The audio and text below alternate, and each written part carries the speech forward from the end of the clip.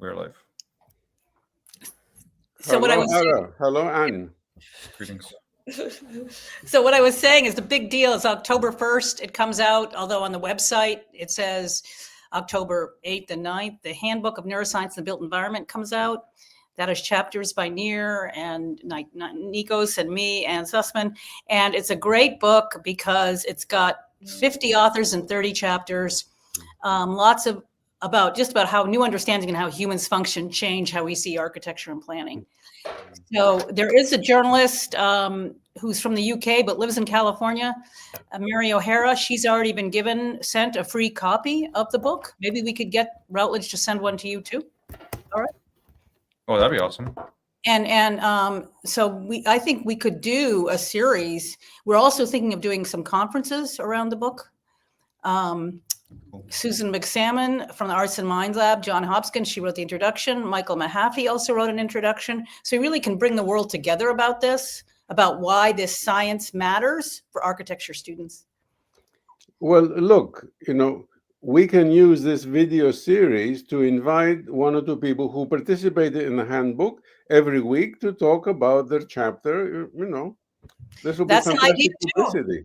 You could invite all the people. That'd be great. We can invite people, and every week we could have a different person come talk about their chapter. That'd be perfect. But only if Routledge sends a free copy to Ara. I think Routledge, I can get a free copy for Ara. Oh, that'd be awesome. It might be an ebook, but I think I could get that. Oh, that's cool. Before I forget, the book will be published, and it's extremely expensive, hardback. Will the ebook be published October 1st? Yeah, I think the ebook also comes out the first week of October, and the ebook is in full color. The hardback. How much is the ebook? That was reasonable, right? How much is the ebook? I think it's like $60, $65. Well, that's reasonable compared to the paper book. And then I think they also offer 20% discounts. So yeah, I think $50 to $65 you can get the full ebook.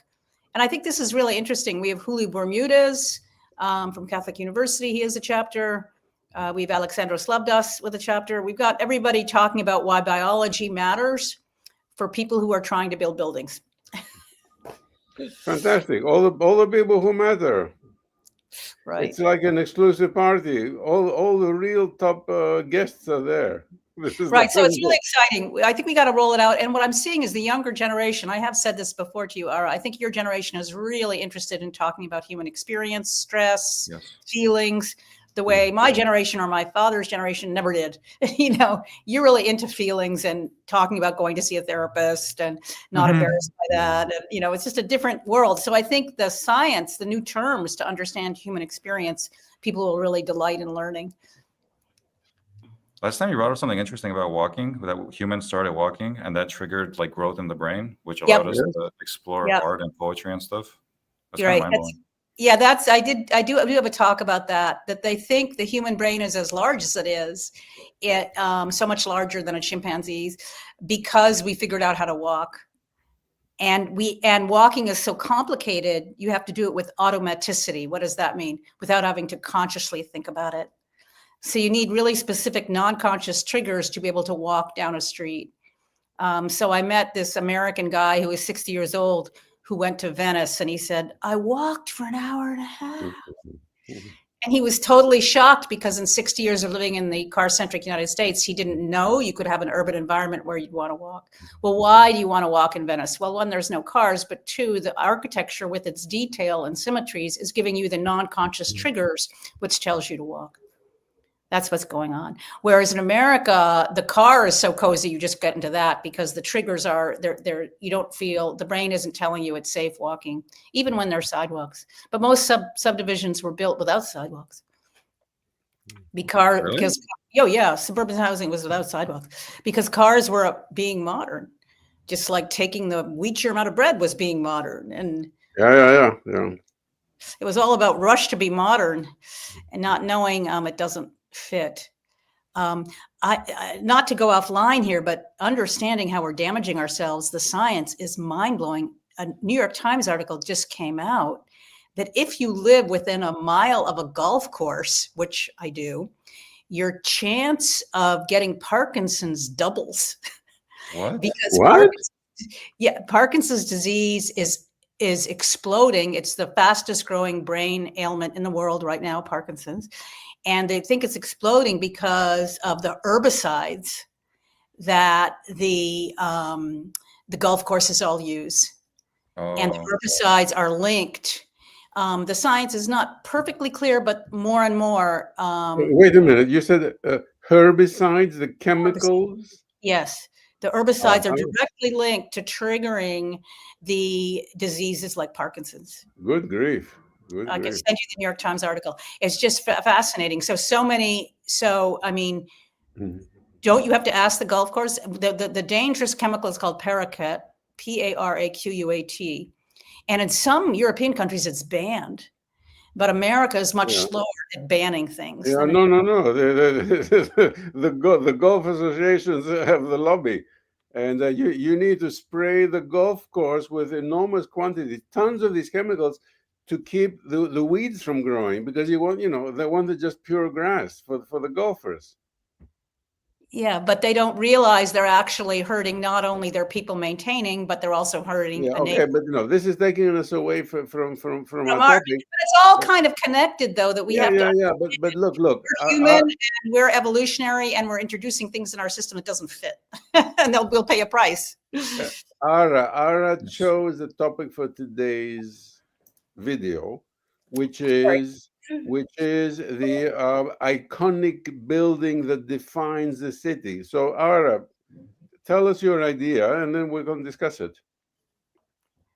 Well, that started with conversations I had with Ludwig, and I guess they couldn't join today. Ludwig and Mr. Poe, I forgot Calvin Poe. So they were interested in traditional architecture in England, and when I was coming up with a thumbnail, I looked at their vernacular architecture, which was very nice. And then I went down a bit of a rabbit hole with vernacular architecture. Okay, so you mean traditional vernacular architecture that the common people have built for 1,000 years? Yeah. And then you want to contrast that with one iconic building that we value so much. The architectural establishment values so much today. One giant iconic building that slaps you in the face. Yeah, in architecture school, it was like everyone's goal to design one of those. Yes. Because in the studio classes, they give us, you design a massive museum. Here, design a massive 100-unit housing project. And that became what we thought we were going to do in the professional world, which was not the case.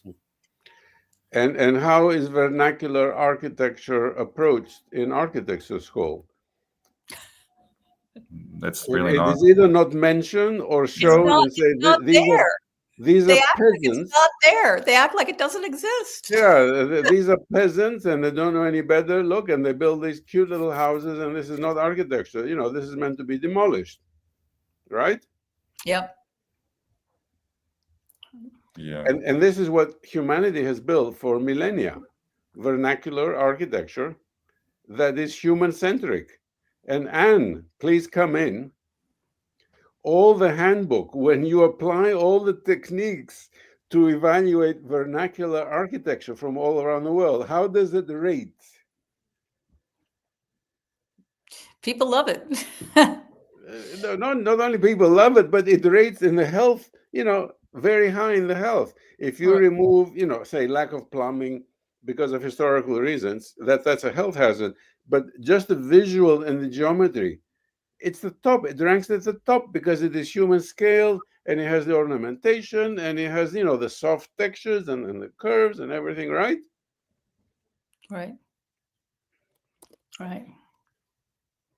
So the major effort of humankind to create architecture is just dismissed in architecture school. Right. Yeah. Architecture should bring people together. Well, contemporary architecture divides in order to give a I love it. That's so beautiful. I love it. Beautiful. Okay. Indonesian. Before we go any further, Ara, no, go back. This is an iconic building that arises out of vernacular architecture. So it is well loved. Okay, everybody loves this because this arises out of the vernacular tradition. Anne, what do you say? Yeah, it looks like a face. Oh wow. Of course, it's a face. It's got big eyebrows too. Big eyebrows, the eyes, What's so the funny is nose. I don't even know the country Wow. this is in. I don't speak the language. Well, it's somewhere in Asia, but all the details are so human. We There's connect to all those details. All the composition. and humans are hardwired to be seen. You want to be seen, and I feel like the building is waiting to see me.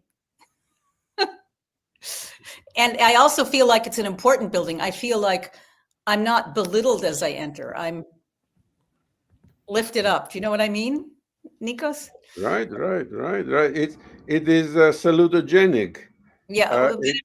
It feeds into your health circuits. Right. And this is an iconic building that arises from vernacular architecture. It does not clash with vernacular architecture. And this is Ara's stated topic for today: vernacular versus iconic buildings. There's no need to put the verses here because this is one and the same with vernacular architecture. So the people of this town, I think, jointly work together to put more effort to build an iconic building that identifies their culture and their town, and everybody loves it, right? What's so fascinating to me about this too is it's ageless. Like it will look good 100 years from now. Yeah. And in a way, even though it will age, of course, but it will age well. What's fascinating to me about modern buildings like Boston City Hall or even the Frank Gehry building at MIT that's only 20 years old, they're aging terribly. They just look old very quickly, whereas this building doesn't feel, it feels timeless. Isn't that interesting, Nikos? It is interesting. And so we don't have an answer to the following question: how old is this building? Don't look it up. But maybe this was built 50 years ago. Maybe this is 500 years old. It doesn't matter. It is timeless. It is gorgeous. That's what makes it that's the fascinating thing about it, the timelessness about it. And you can also see this is a building that'll be on a postcard. Yes. There are postcards at MIT of the Frank Gehry building, but they're only taken from a drone. Yeah. It's from you'd have to be in a helicopter to be able to see the building. You guys know that Boston City Hall is very beloved by a lot of architects, especially like ones that are fans of brutalism. Yeah, we know. We have written essays, and separately, and me with Michael Mahaffey, we have written essays saying how crazy people are to love this monster.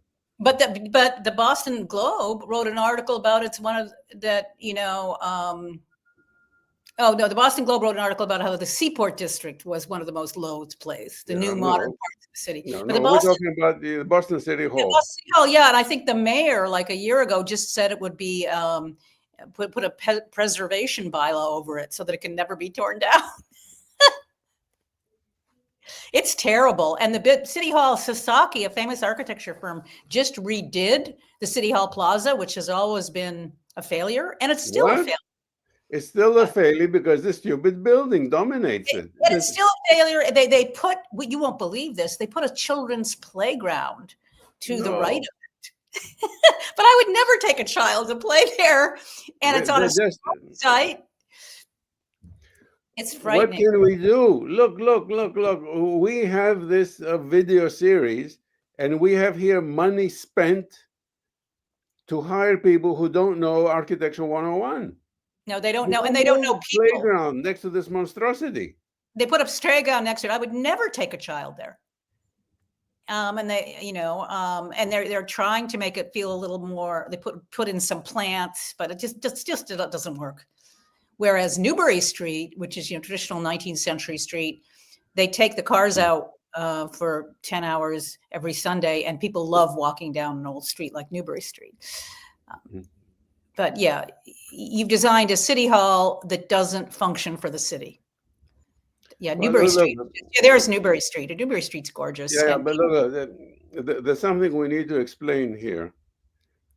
That's Newbury Street. We can never be able to fix Boston City Plaza until the establishment architects admit that Boston City Hall is a monster and it's frightening. and there's nothing you can do to fix it. So, all the area around it has visual pollution from this building. There's nothing you can do to make it. No, and you don't feel safe. That doesn't show the updated. It's been updated now. So there's the playground to the left of the picture now for children with a big slide. Well, I lived in Boston for a year, and I would walk just in front of Boston City Hall across that plaza. It felt deadly. Oh, there it is. Extremely There it is. unpleasant. There's the update. It's a complete waste. It's a complete waste. It's Waste based of on time, and it's complete waste, and it doesn't feel good. It's based on a misconception. These people don't understand architecture. Well, they also don't understand human development or evolution, how it's all connected. And human architecture is linked to evolution. That's what they don't get. Yeah, they don't get it. No. No, it's and what are these balloons here? Yeah. Go back. Go back. Historically, how did people do it? Just intuitively. Intuitively, we figured out how to work with what the yes. That's a really good question, Ara. That's a really good question. How did it happen? I think it was evidence-based design, and people wanted to build things people liked. And non-consciously, nature has preset, because our evolution was so dire. It's preset what she wants us to see. The mind is not tabula rasa. The mind is not a blank slate. Yeah, here's Venice. It's beautiful. But now the problem is it's over touristed. That's what's crazy. Right. Yeah, that's another problem. Yeah. Too many people go there now. You have to pay to get in. I mean, it's getting crazy. By the way, I was thinking of not just contrasting vernacular architecture with contemporary iconic architecture, but even vernacular architecture with traditional iconic architecture. Because when I was looking at England's vernacular architecture, when I think of England, the first thing I think of is Big Ben. And that is, it's beautiful, and it's done in a traditional architectural language, but it is very iconic and very different from the vernacular of England. Well, here's where we get into Anne's work.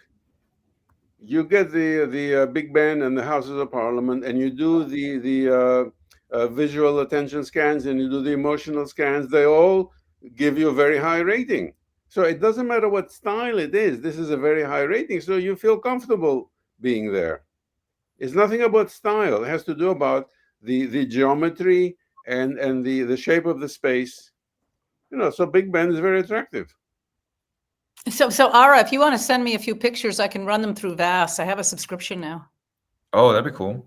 And then you can. Oh, but you said you didn't want like things just taken off of Google, right? Like it would be stuff that I photographed. It can be out of Google as long as you say it's Google. You have to just say where the pictures came from so you don't get sued. I see. Yeah, wait. There are Google images that are free to use, and there are copyrighted images by somebody. Yeah, so, you just go to just Google the ones that are free to use. What is it called? Exactly. Then you're okay. Then you're fine. They have the Google free images, and you're totally fine. I'd be happy to run them through you. I think I have it for another 2 weeks, and I'm going to be getting it again later this semester. It's a plugin for Photoshop? What? Is it a plugin for Photoshop? It's for Photoshop. You can get it for $9 a month if you have Photoshop. Oh, wow. Yeah, you could get it. Also, ANFA conference is this weekend in California, La Jolla. And you have Abigail is going there, right?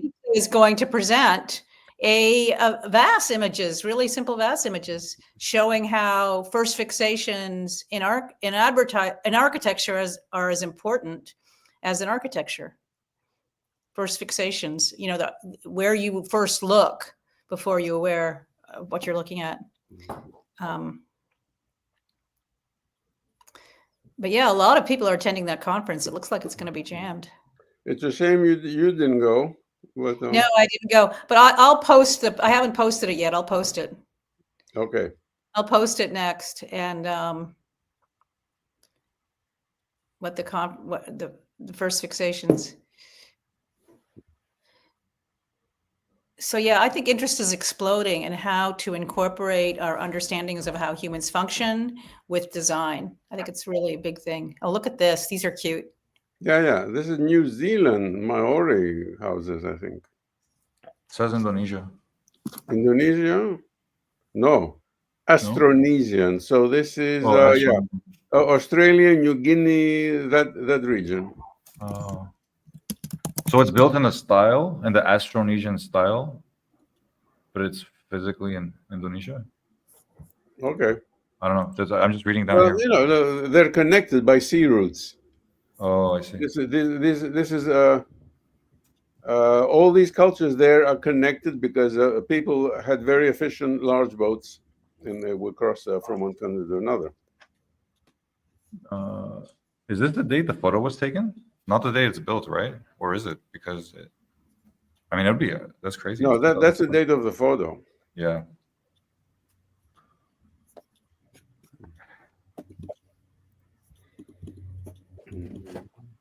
Ukrainian traditional house. Wow, symmetry! Like over and over again, we see symmetry. All right, you know, this is gorgeous, and it's if you count the symmetries, you know, you can count 200 symmetries here, subsymmetries. This is what I publish in my papers. But when you look at it, you don't count the symmetries. You just feel that this feels wonderful, feels human scale.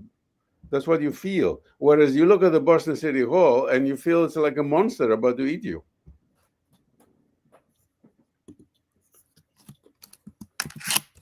Well, okay. Anne is optimistic, but I'm still very pessimistic because the semester has started, and all these students, tens of thousands of students, have started to be brainwashed by looking at Corbusier and Mies van der Rohe, and pretty soon their minds will be gone.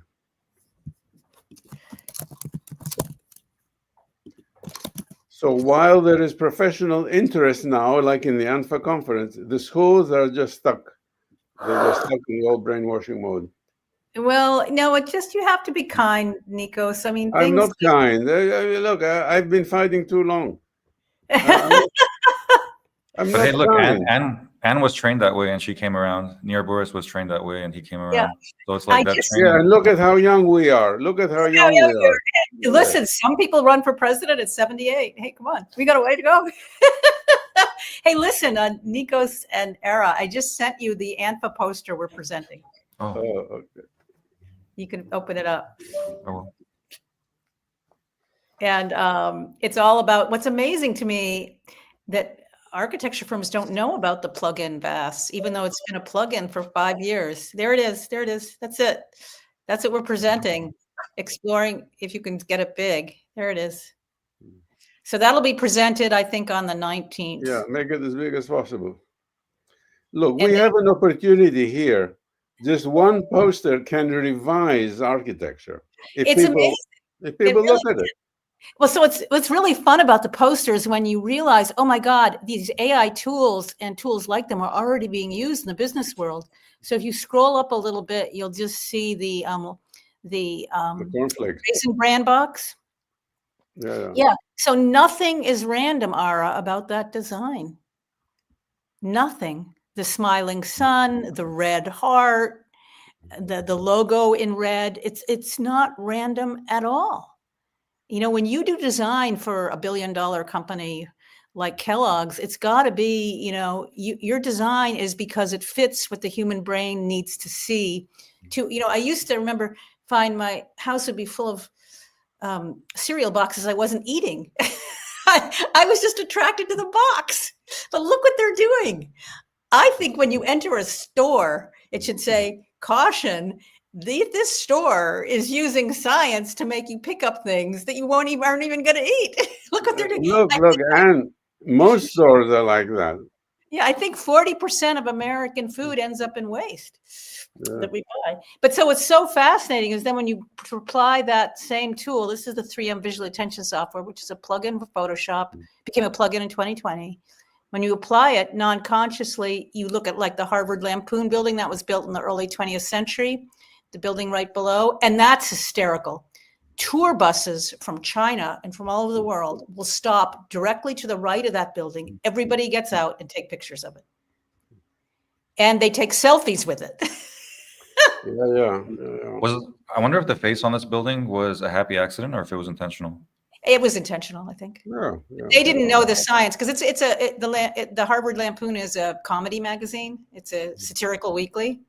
And actually when you walk around it, you still see pairs of eyes. So part of you feel like the building is watching you, but it's such an icon for tourist visits. You know, I've never seen buses in front of Boston City Hall. Yes. You see buses here. Yeah, or of the Le Corbusier building in Harvard. At Harvard, the Corbusier building, there's no postcards of it. That's Exactly. hysterical. And then when you go down, one more, slide down one more. This is what's really fascinating. This a student did. She compared the new Mass College of Art building in 2016 on the left, all glass in the center of downtown Boston, with a historic, a building from the 18th century in Virginia. And you can see non-consciously, you can immediately find the door. That's the visual sequence. The brain makes you, without you even knowing what you're looking at, immediately focus on the door of the old building. The new one that was built less than 10 years ago, your brain is telling you the building's not there. You're going to look at the top of the edge. And you can see which building will end up on a postcard. The one on the right is going to be on a postcard. I want to make another connection now with architecture school, very negative connection. When you go and give a lecture in architecture school and show this stuff, and you tell them, look, billion-dollar companies are using the software to create human value and to create attractive things that you can apply to buildings. And the architecture students will say, no, we don't care. Architecture is self-defined and enclosed, and we need to follow the diktats of Le Corbusier and Mies van der Rohe. It is so isolated by intention that you cannot get through to them. It is so funny the way it's isolated. Believe it or not, this semester, I'm lucky enough to be working with a business school, which has a full eye tracking lab, Suffolk University. And I'm going to be working with them. Their business school students have to take part in an eye tracking study to get a degree. They're doing full eye tracking, facial expression analysis, galvanic skin response. The latest thing is breath reporting, where they actually can record how much you'll breathe as you're looking. Yeah. And tell us again, please, for viewers who have not heard this in a past video, that you showed this to professional architects, and one of them, all the eye tracking studies that prove 100% what you're saying, and then one of them got up and said, "This is not science," and walked out. He was so upset that he walked out and said, "This is not science." Well, you can see why they do, because they were trained, they were miseducated. They were trained that the mind's a blank slate and you can do anything you want. That's not true. That's false. The mind is not a blank slate. So I think it can be upsetting for older people to realize they were miseducated, particularly if their career and their identity are merged. What is this, Ara? It's cool. Oh, it's not apartment building. So I just realized, with the massing, the main entry was going to be here on the very left because that's where the hallway was. Yeah. I just realized at the very front of it, I can just introduce a narrow lobby, and so the entrance can be centered. And that's interesting. It wouldn't change the massing much. Yeah, that would be much better. Yeah. That would be better. Yeah, that's really, really interesting. I think the power with VAS is, the problem is when you're a designer, you get so into your design, you lose the ability to see something for the first time. You won't understand the user experience. Ara, go back to Venice. I have some more comments. Now I'm on fire with the architecture school. Almost every major architecture program has a semester abroad. So they send the students to beautiful places like this. And they absorb all this beauty. And then they come back and their teachers make them create horrible, ugly things. So this is totally wasted. Wow, that's a good point. How ridiculous can you get? The students spend a lot of money and they go to beautiful places, and then they don't learn anything. So here is Nir to explain all of this. But I think what's fascinating, hi Nir, I think what's fascinating too is there's a focus on new in architecture school, not realizing that the brain and bodies you're designing for are old. They're not new. The human brain and body, even yours, Ara, hasn't changed for 40,000 years. It's the body of a primate on the savannah, or 40,000. How about 100,000? Yeah, no, they say it did some change. Humans are about 300,000 years old, but I think the last that change in the brain. Our smelling isn't as good as it used to be. We're more visual than we used to be, but we haven't changed for 40,000 years. We're still Pleistocene. I I want think to restate. 40,000 is too new, by far too new.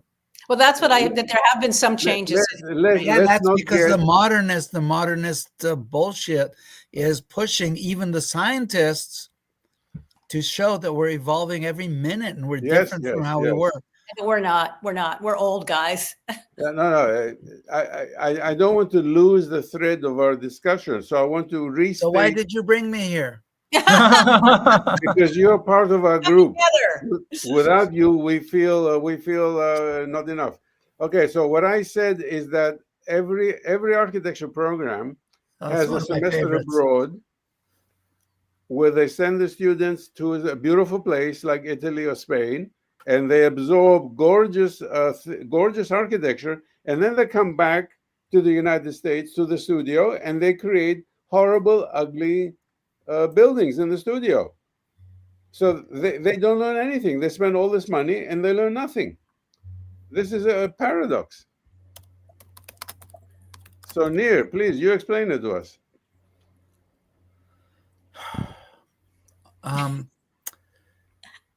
All is good, and only the good is real. Absolutely. The rest you have to sort of figure out on your own. There is the right way to do things, and there are all the other ways. We are in a century which is trying all the other ways.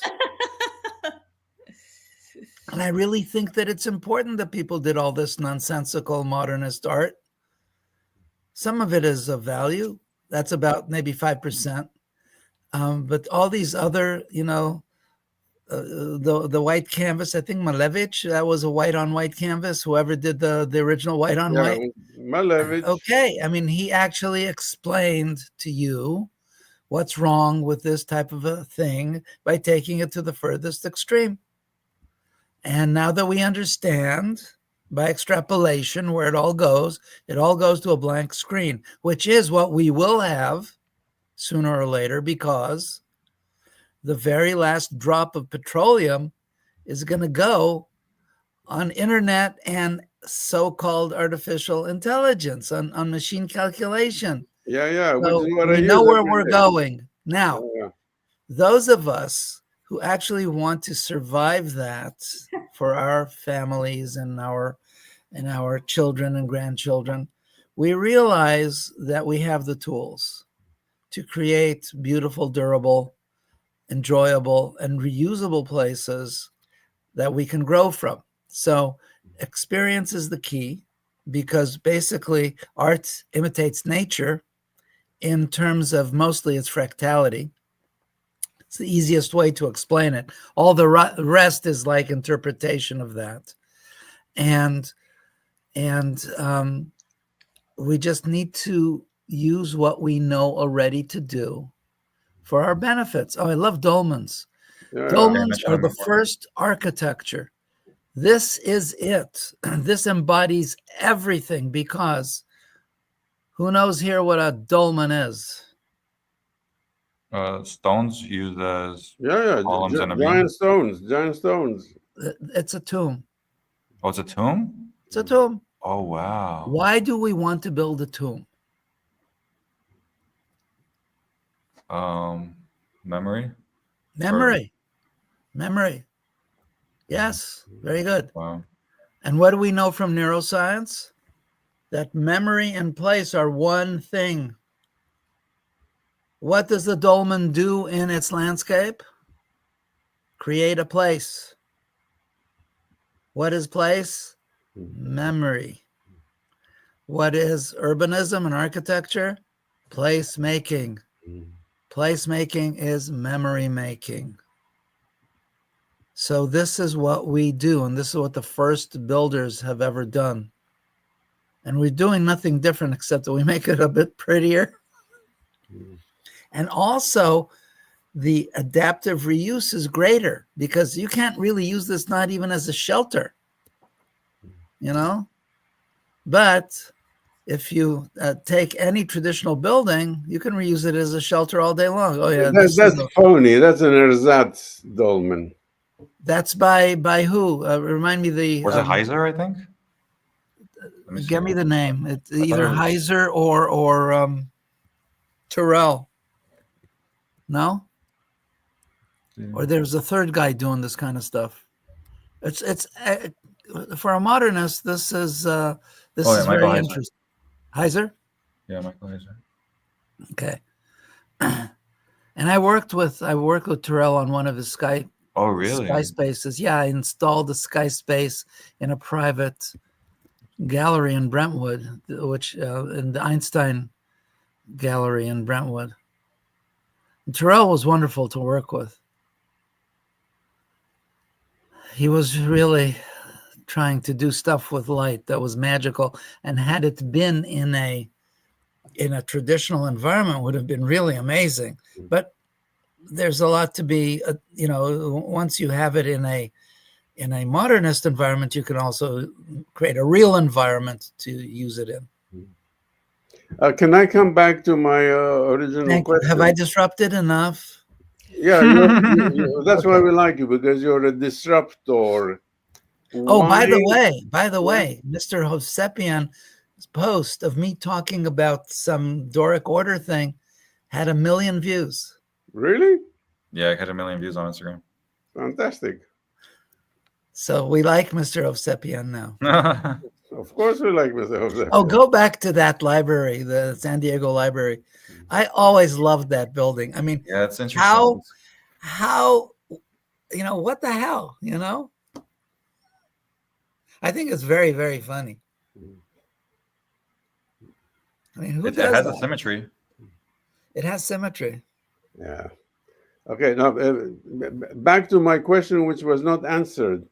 How can American students go to Europe's most beautiful places for 6 months, absorb all the gorgeous human scale architecture, and then come back and produce nonsense and monsters in their studio?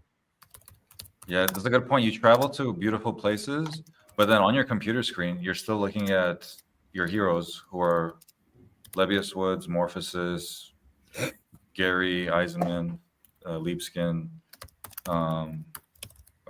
Herzog the Moron. Like, that's what's on your computer screen. Who was that other guy? There were also a bunch of... Speaking of Herzog and the Moron, I just found out a great shock that they have been hired to do a major art museum here in San Antonio, my hometown. Oh, that's so sad. I'm so sorry. And I brought it up with one of my neighbors, who's an important person in the art community. I said, "Have you heard that?" He said, "Oh yeah, isn't that fantastic?" He actually liked it. And I said, "No, it's terrible. I don't like these people. I don't like what they do." He said, "Oh, but they're very important. They're very famous."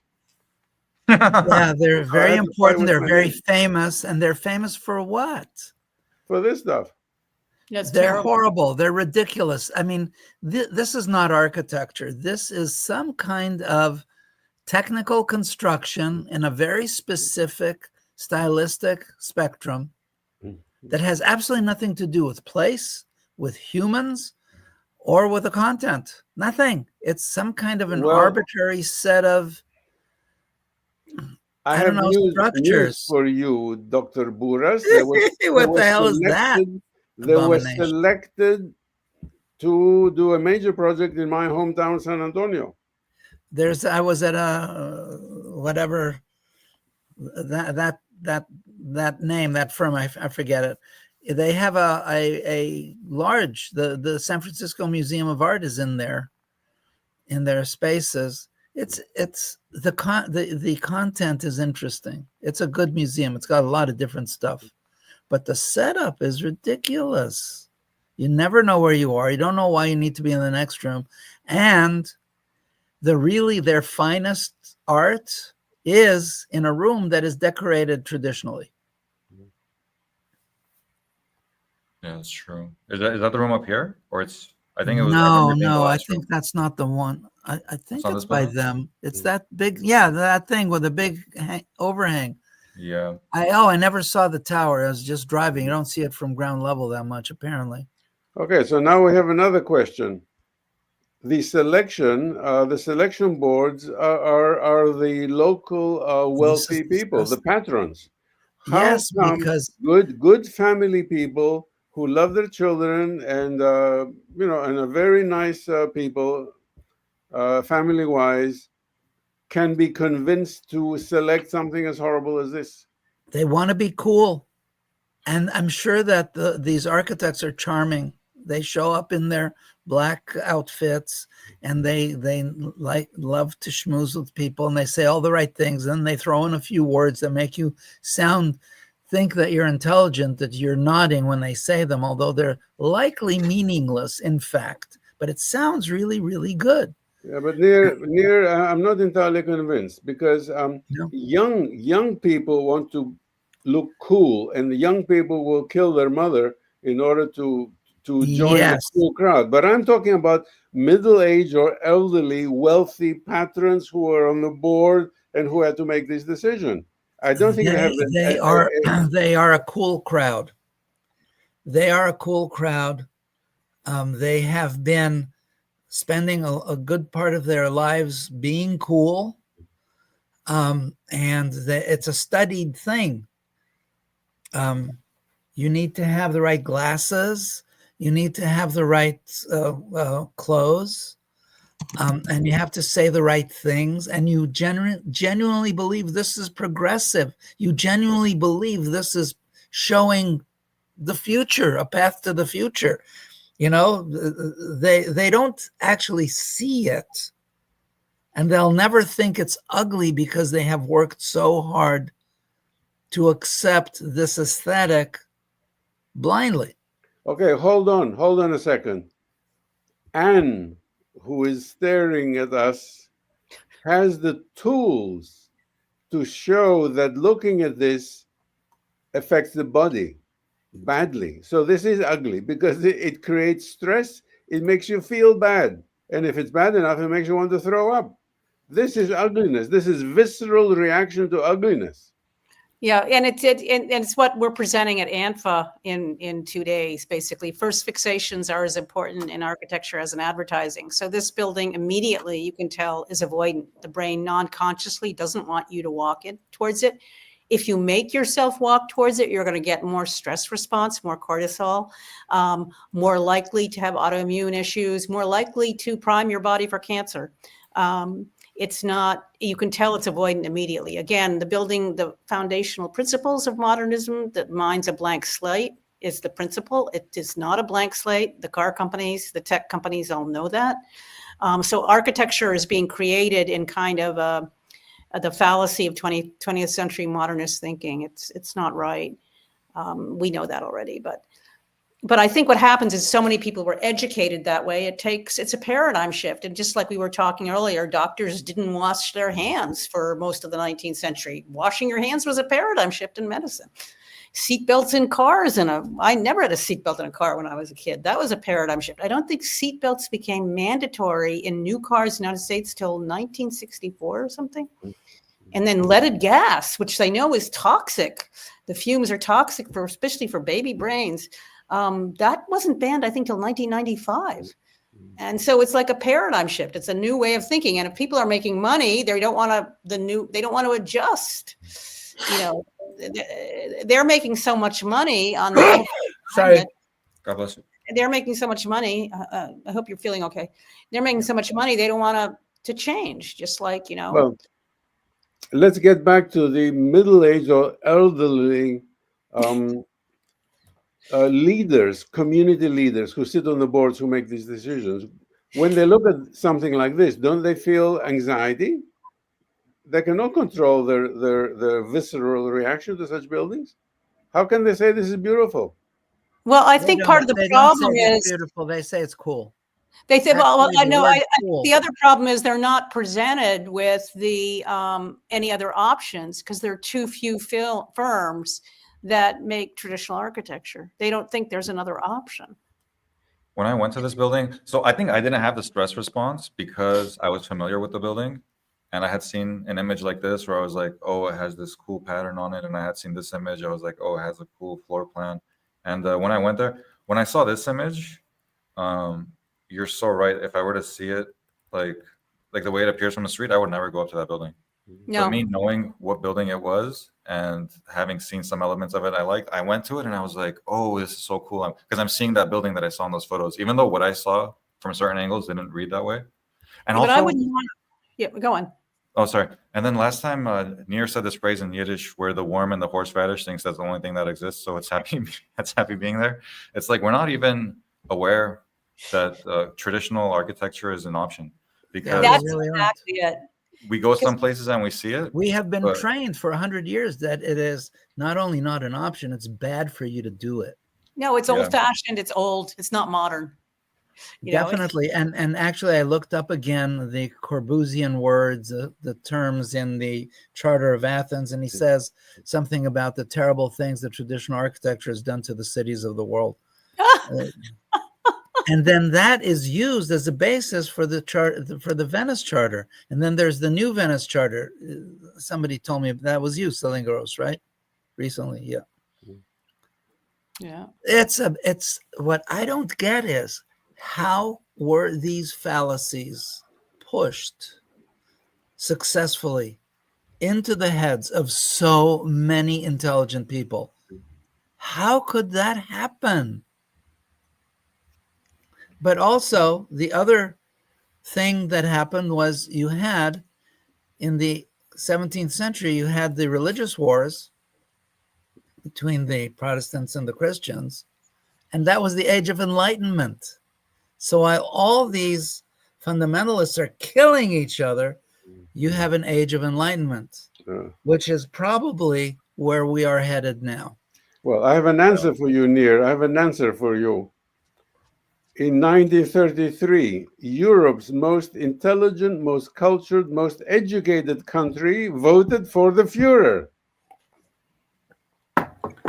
And I wonder whether American demographics, of which the largest minority or the largest ethnic group are German, has anything to do with the ascendancy of like-minded politics in the United States. Let's not touch that. But I think it's simpler than that. When you study the human brain and you study trauma, it's when people go through frightening experiences. World War I was frightening. 20 years later, World War II, mass death, mass devastation. The human brain non-consciously just wants to run from it and not talk about it. And so I think the whole generation was raised to embrace plastics, cars with no seatbelts, and modernism. It was all kind of bunched together. And we were going to take the wheat germ out of bread, even though not knowing, we now know you actually need bread fiber, and we were going to put more plastics everywhere. It was this rush to be modern, in part because the past was so horrific. We couldn't process it. The brain, they now know, does shut down. So in a way, modernism couldn't have happened without trauma. And it's a direct, what I presented at Stop here at the Boston City Hall, Ara. So, Anne, people crossing this horrible plaza, don't they feel trauma? Don't they feel the anxiety? Of course they do. You feel what you feel, though, it's not disconnected. You feel dissociated. And the dissociation, you feel the exact opposite of walking in Venice or walking in the old streets of Paris. The dissociation you feel replicates the dissociation of the Gropius, Mies, Neutra, the modernists who came up with modern architecture. They were dissociated. So they've replicated their dissociation. So I have a question for you. Sorry. I was letting Pablo know. I didn't mean to interrupt. Please finish your thought, and then I want to ask a question. No, what's your question? It's nature. What about other wars? Didn't they leave also trauma after them? Like the Napoleonic Wars, they were more destructive to Europe than the World War II. World War I, more mass death than any war in history up until that time, 20 million. And then the Spanish flu, and then the first industrialized warfare, where you don't even know who's shooting you. So the first tanks, first mass gas attacks, first assault. The first industrialized war was the Civil War. No, but still hasn't been resolved. Yeah, it still hasn't been resolved. But the first really industrialized war with the first airplanes, first tanks, first assault rifles, Well, so it's not just industrialized, mechanized. It's mechanized war. And then 20 years later, what's incredible, there is a war museum 8 miles from where I'm sitting. The largest tank museum in North America is 8 miles from here. And it has Hitler's Daimler-Benz, and you can see Panzer tanks and how much the technology evolved in just 20 years from World War I to World War II. The first tanks were quite small. They were invented from tractors in 1917. And then you get the Panzers, and then just war, and then World War II, of course. Does he have a World War I tank there in the museum? Yes, they have a World War I tank. You should come see it. That I would like to see, actually. I'm a member. I can get you in for free. It's called the American Heritage Museum, and it's kind of amazing. And so you really realize that war gave us our world, and we don't talk about it. That's the theme of War: How Conflict Shaped Us, the 2020 bestseller by Margaret Macmillan, one of the top 10 books of 2020, according to the New York Times. And she talks about how we don't look at how war gave us our world, and that's going to kill us, is what she basically says. Excuse me, I saw a flash that someone, Pablo, I don't know if it was Pablo Funes, was trying to join us. He needs to connect I can't add him. He needs to connect the microphone. He doesn't have a mic connected. Okay. Anyway, no, modernism is crazy how it took over, but so did plastics, so did cars. We did a lot of things in a crazy way, rushing to be modern. There's a story in there's a lesson in the story of Joseph in Genesis where God uses what humans mean for evil for good. And I think that's definitely what's going to happen. Because his brothers want him dead, they throw him down a well, and then Pablo's back. And then decades later, he ends up becoming the ruler of that region. And when he does, he forgives them. He's like, hey, what you guys meant for evil, God meant for good. And he wants everyone around him to elevate with him. And I think that's a wonderful story. So maybe that's what all this evil things. Bienvenido, Pablo. Thank you very much, Nikos. Thank you. Hello, Anne. Hello, Nir. Hello, Ara. Thank you. Hello, good to see you. Good to see you. Thank you for inviting me. I have a question for Anne regarding all the traumas. Because you know that in Spain we had our civil war, which was as bloody as the First World War, and there were a lot of architects that came out quite traumatized about it. And at the beginning or during most of the career, they did classical architecture. So it didn't came up as Gropius doing the bunker that you have many times very interestingly shown. So I always wonder if it was only a problem of the First World War or a specific problem of Gropius, or if there was something else. I think it's all combined. And I think what happened is after World War I, society collapses. Society really collapses. I also think you have mass death of the arts and crafts class, mass death of men and young men who would be building, and just a complete collapse of society, coupled with it the invention of all these new things like tanks and like industrial things. So it's the combination. Tanks came from farm equipment, then that made war equipment. I mean, it all kind of works together, but it made a new world possible. And then people, it's all combined. But we couldn't have had modernism without war. And war gave us, we don't want to look at how war gave us our world. And what Nir also said, the number one DNA group for the United States is German. We never talk about that. The number one in Massachusetts is Irish. Some of these things, I've always wondered about the 1870 Franco-Prussian War. Why? What was their problem? And they brought these huge cannons that each one would take 2 rail cars to carry it because it was that big, and started bombing Paris.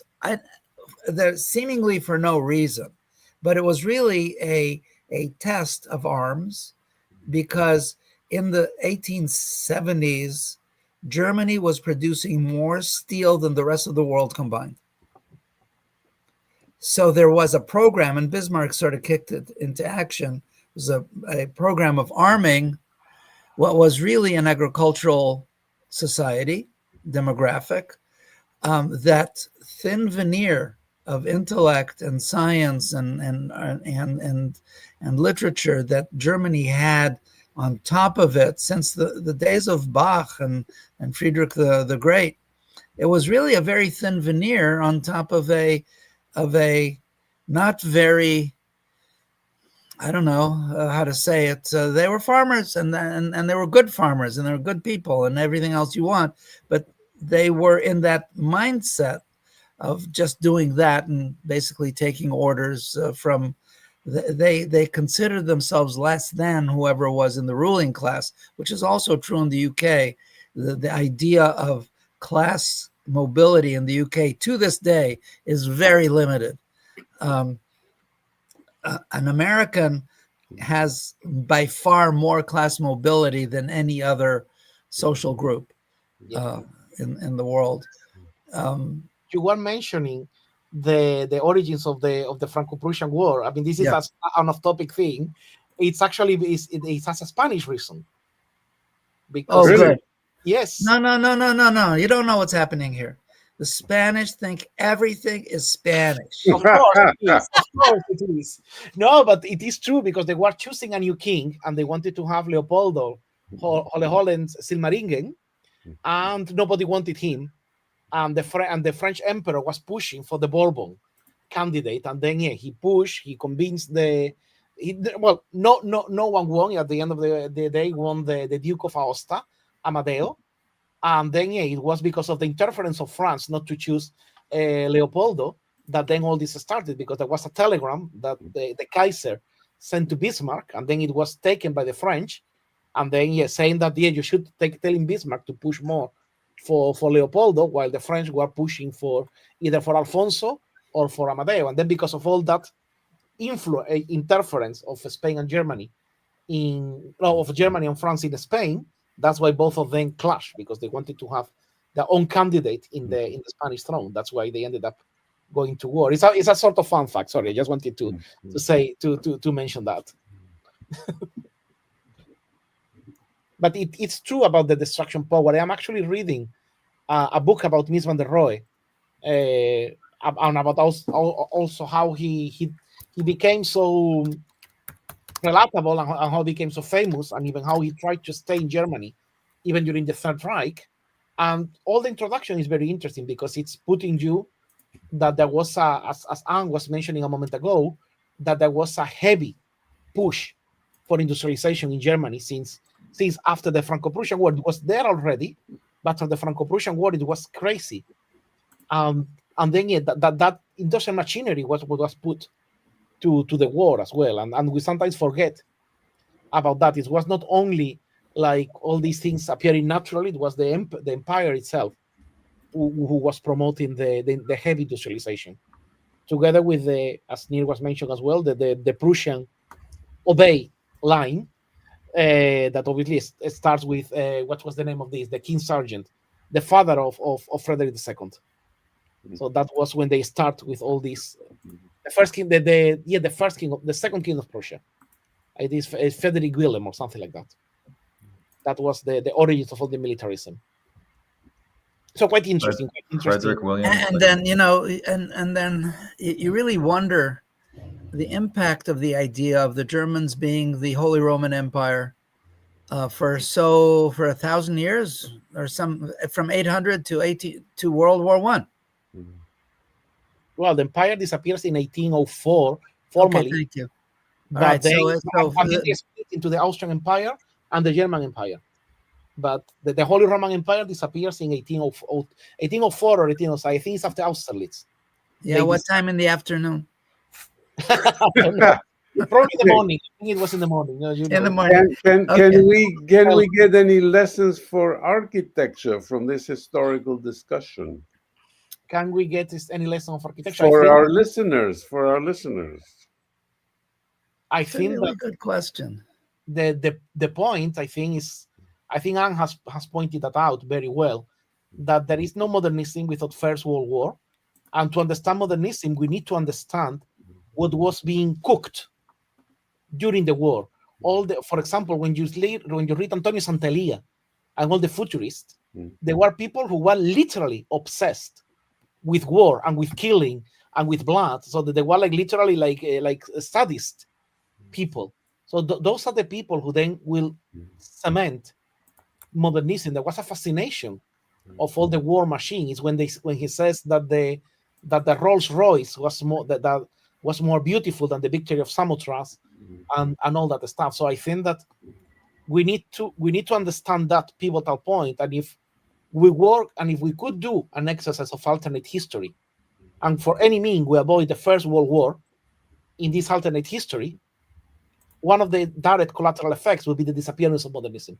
Yep. Modernism would have stayed as a secondary thing, as a avant-garde, because the avant-garde were going to happen anyway, but they would have stayed as fashion that would fade.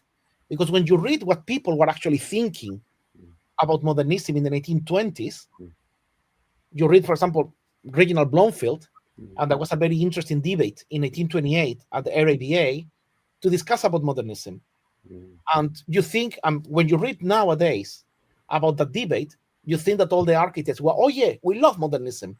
But no, all of them were actually against. Yes. And what they understood that modernism was is what we call nowadays Art Deco. That was modernism for them. And it's very interesting if you read that debate, that everyone, there is this thing of the power of history and the continuation of history that Blomfield was very good at, like saying that tradition, that saying, is not looking to the past, it's building a future. So that I found very, very interesting. But at the same time, the funny thing is that they were all disagreeing in should we be more classical, more modern, or aka Art Deco, but then they all agree in that they don't like Le Corbusier. That's the best part of the debate. I want to interrupt for a second before we leave the Italian futurists.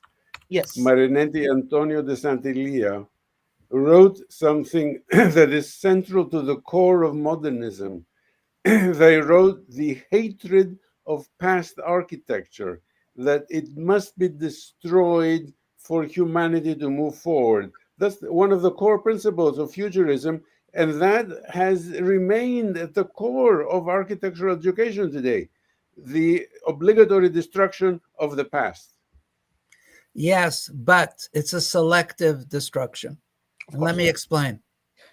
The entire 19th century was under a war of styles between classicists, neoclassicists, and neo-medievalists. And the neo-medievalists became, towards the end of the 19th century, the expressionists in architecture, especially in Germany. And they hated the classical. And in the UK, the arts and crafts movement and the Ruskinians, they hated classicism. So this hatred for classicism came with neo-medievalism and the expressionist movement. All of the modernist rhetoric is late Victorian expressionist, which is neo-medievalist in origin. And that hatred was mostly for the classical. When they say historical, they mean the classical, not the neo-medievalist, because neo-medievalist was new at the time anyways. And that was their, that was the teeth they were sucking from. So the business of hating classical, you don't find a hatred for neo-medievalism that is even comparable. True. Actually, So I can put an example the other day. I mean, you know that we have this group of the Salon of Classical Architecture. And I mean, I don't know if Nikos and you are there, but I can share you the link if you want to enter onto the discussions. The people were mentioning that classical architecture is boring, that you go to Paris and Paris is boring because everything is classical, everything looks the same.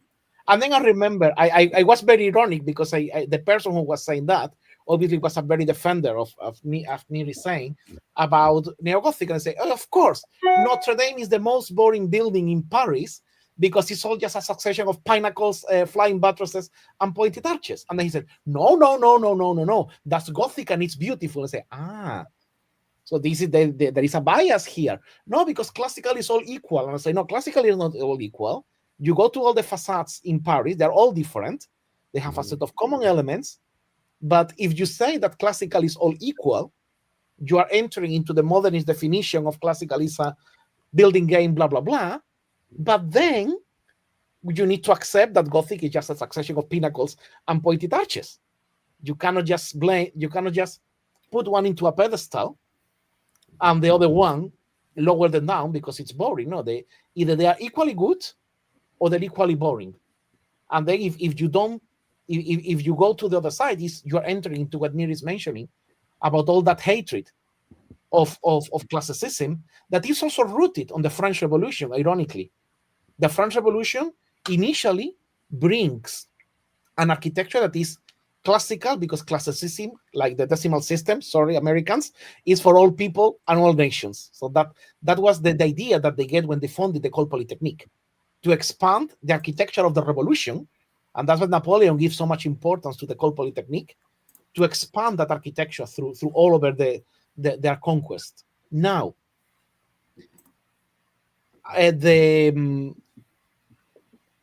sorry, I mean, I just lost my.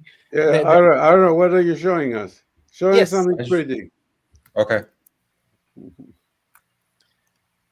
And So we should wrap up today's session. Yeah. Let's get some concluding remarks about yes. beautiful architecture. Oh, Pablo. Yes. There's a theme for today's lecture. So Yes. you have not contributed your take on this theme, which is vernacular architecture versus the iconic building that defines the city or the locality. And all of us had a try at that. So we'd like to hear your view. My opinion would be that the head thinks it is the most important part of the body, but cannot live without the rest of the body. The heart might argue that it's the most important part of the body, and if you take out my head, we both die. The heart. So same thing with the vernacular buildings. You might think, and that was the problem that they made in the 19th century, when they thought that it was only worth saving the cathedral and the palace and all the rest was out of interest. And I think that no, everything is part of the same thing because it's part of the same body. The city is a body, and the moment you start losing those buildings, it's like you're amputating your organs. You can repair them, you can have a prosthesis, but if you start cutting and chopping and keeping only things, it's like these futuristic movies in which you see that the guy keeps only the head and the hand, like Robocop. So that's a bit my intake, that you need that if continue with the body analogy, the iconic architecture is the main organs, but we still need blood, we still need veins and vessels to transmit that. It's like, I remember, I think, Doctor, correct me if I'm wrong, it was Hillel Shoken who mentioned that the urban density was like the blood running through the veins of the city. And I think that's what the vernacular architecture of the city gives to the city. We cannot pretend that we all can live in a Versaillesque palace, but there is a decent level of living, and I think that's what classical aims for, and then obviously needs to be adapted to the local traditions. I am not personally a full vernacularist. You know that there are people who is only vernacular, classical is bad, blah blah blah. I believe, because that's also all my professional career, in that there is something inherently good in classical, but at the same time there is also other inherently good elements in the vernacular that are giving us the structure of the city, the same way that individual red cells and white cells constitute the core of the body, not just the heart and the brain. Okay, well, we had one proposal during our discussion. What happens when a city has an iconic building that clashes with the vernacular? Namely, the vernacular is human scale, and people enjoy living in the vernacular city, but the iconic building is horrible, ugly, and induces anxiety. What happens with this disconnect, of which we see so many cases? And Ara just showed the Boston City Hall, which is an inhuman building. Where are all these places that Ara is showing now? Excuse me for interrupting. This one's in India. I'm just throwing up. I just went through a bunch of. And the previous one with the overhangs. This one. Yeah. Looks like I'm not Bhutan. sure. Let's see. It's somewhere in the Himalaya. Oh, built in Kath Kuni style of architecture, Indian vernacular architecture. Indian vernacular. Oh, so it's in India.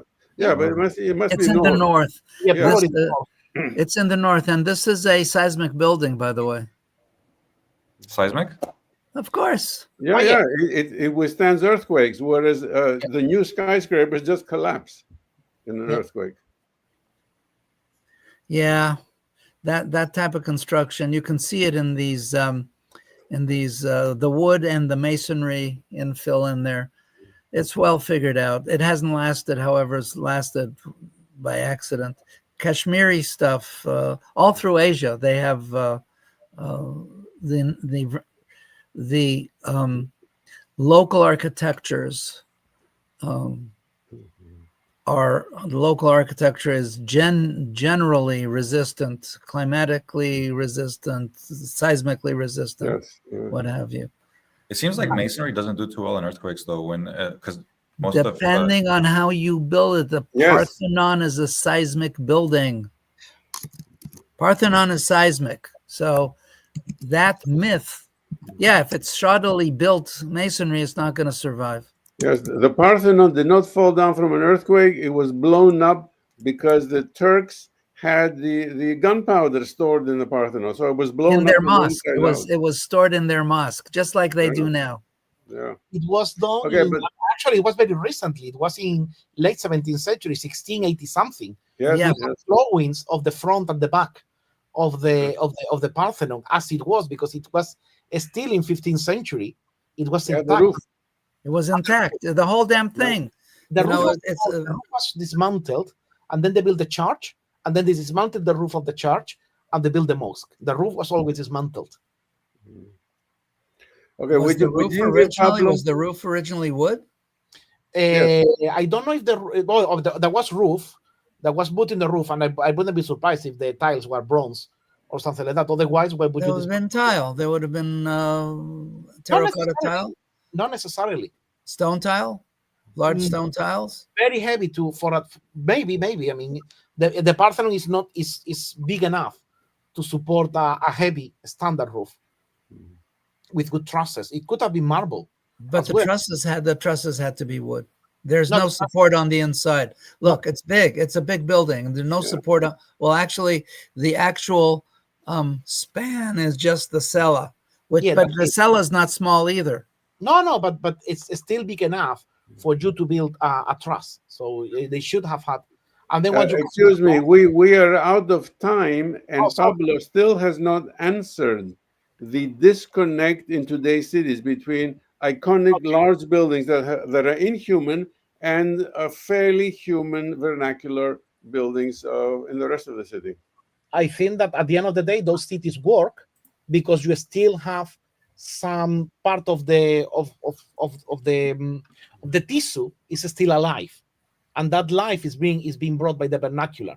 So continuing with the analogy of the body would be as if you chop your head, but you're still pumping blood to the rest of your body, and somehow you're artificially maintained. But as I said, you're being artificially maintained because you're losing the symbolic connection with the elements of your city. And in the case of Boston, I don't know Boston very well, but I know that there are still that where the town hall is, it was just a neighborhood in the sense that it was blown up. But then all the main elements, there is an Independence Hall, there is certain buildings that are still kept there that are very relevant for American history, and that is what is holding the whole thing standing. I mean, that monstrosity is there, and hopefully, I mean, I remember one of our students did a counter proposal for it, and eventually it will end up disappearing. But Boston still has all the elements that are still holding it. This monstrosity, as you say, is a very unfortunate element, but there are other things that are holding the city alive. I would go, for example, to more radical things. I would go to Birmingham. Birmingham lost the city center. It has a massive modernist, Birmingham, UK, has a massive modernist center, and Birmingham is dead. Boston is not the right example because of that. Or you go to Leicester in UK, it's exactly the same. Half of the city is a shopping mall, half of the old city is a shopping mall, and the other half is another shopping mall. So it's very sad. But that's what I mean. Obviously, that's not it's called Birmingham City Old Centre. Town? Yeah. And but that's not Birmingham, UK. No. That's no. So Birmingham City Centre. That's it. So you have all those modernist buildings. You see the building there. There were all that was surrounded by buildings that survived the Second World War, and then were demolished for the sake of being demolished in the 60s and 70s. Yeah, modernism destroyed more good European urban fabric than World War II. Yeah. Yes. And it was our friend Leon Creer. Oh, I love this building. I love that building. Look at it. Oh God! I think Look at that. It's it like won the RIBA like prize, I believe. Yes. From Yellow Submarine, the meanies, the blue meanies. Birmingham is interesting. That's called the Bull Ring, and it has been refurbished twice since the 50s. So it had initially a network, a cluster of medieval streets with sort of Georgian and Victorian buildings. They were demolished after the war. A modernist complex was built, and then at the beginning of 20th century, it was demolished again to build what you have there. So it's like, and then probably in 30, 40 years, it will demolish again, because that's how a lot of architecture in UK is moving forward. Destroyed in the war, built in the 60s, destroyed in the 80s, and now it's like, it's disposable architecture. It's very sad, the way it's being treated. Okay, well, we're way over time. Ara, you take over as the director. There was a movement. I think it started in Japan of metabolist architecture, and I think it might have started as like a poetic idea or something. But it seems Ara, like that's what's instead of wrapping up this video, you're opening a whole new topic. I know. It's but that's what's happening. It's like the idea was like certain pods would add in or come off depending on the habitation at the time, and but it might have been a prophetic thing because buildings are coming and going like never before, and we're polluting the planet. But hey, God uses what people mean for evil for good, so good things are going to come out of it. Hopefully, yes. So is that it? That's it, Ara? I think so. Okay, that's all. This is the Nice first to see everybody. neuroaesthetic experiment. The Parthenon was the very first neuroaesthetic experiment because they knew that truth, goodness, and beauty were a unity. They knew that already. They'd written it down. And now what they did was, let's build the most beautiful thing we can and see what happens. Not a single person died in constructing this. Everybody was included in the design, from the lowliest slave to the highest whatever artisan. And here it is today for you to love and cherish and experience when you get there. And if you're sensitive enough, you'll probably have a Stendhal syndrome when you see it. Okay, that's it. Perfect. Thank you Bye, very much. everybody. Alla prossima volta. See you soon. So, Ciao. Thank you. Thank you very much for organizing this, and Nikos and Nir. Thank you for inviting me. Bye-bye.